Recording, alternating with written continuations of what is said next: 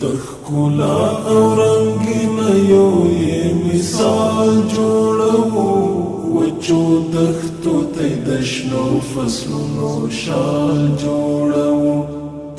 د کابل ولایت په خاکی جبار ولسوالۍ کې د ټغر علیا کلی هغه کلی چې شاوخوا 125 کورنۍ او څه د پاسه 1000 تنه نفوس لري 13 ورځ د یوې سترې او حیاتي پروژې د بنسټ ایښودلو شاهد وو. په همدې کلي کې د دې بختورې پروژې د تهداب ډبره د یوې پرتمینې غونډې په ترڅ کې کېښودل شوه. غونډه د قرآن مجید د څو مبارکو آیاتونو په تلاوت سره پیل شوه.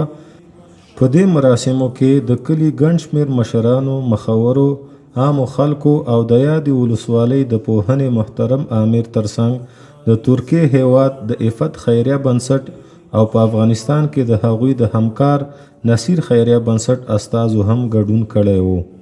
د غونډې په ترڅ کې د کلي مشرانو په خپلوار سره د دې پروژې پر اهمیت او ارزښت خبرې وکړې او د ترکیې له افت خیریه بنسټ او د دوی له همکار نصیر خیریه بنسټ څخه د زړه له کومې مننه وکړه چې د دې کلي د خلکو غږ یې واورېد.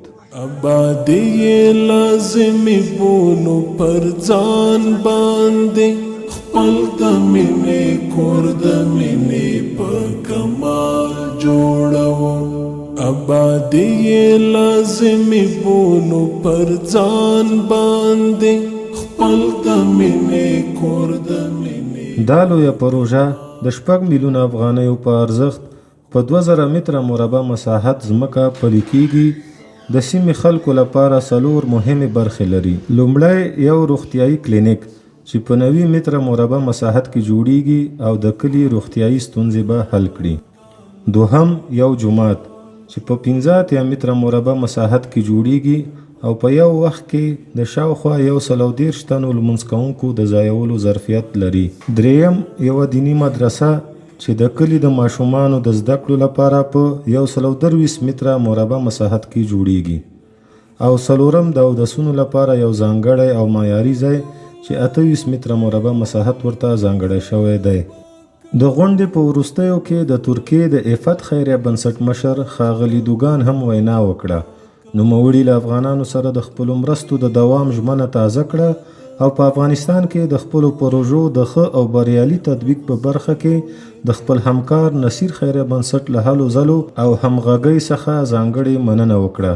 د دې پروژې بشپړېدل به د خاکی جبار ولسوالي د ټغر علیا کلي د اوسیدونکو په دیني، تعلیمي او روغتیايي ژوند کې یو مثبت او تلپاتې بدلون راولي. د ودان افغانستان او نیکمرغه راتلونکي په هیله. د ښایست د رڼاګانو یې مشال جوړو خپل هېواد د پرمختللې نړۍ سیال جوړو.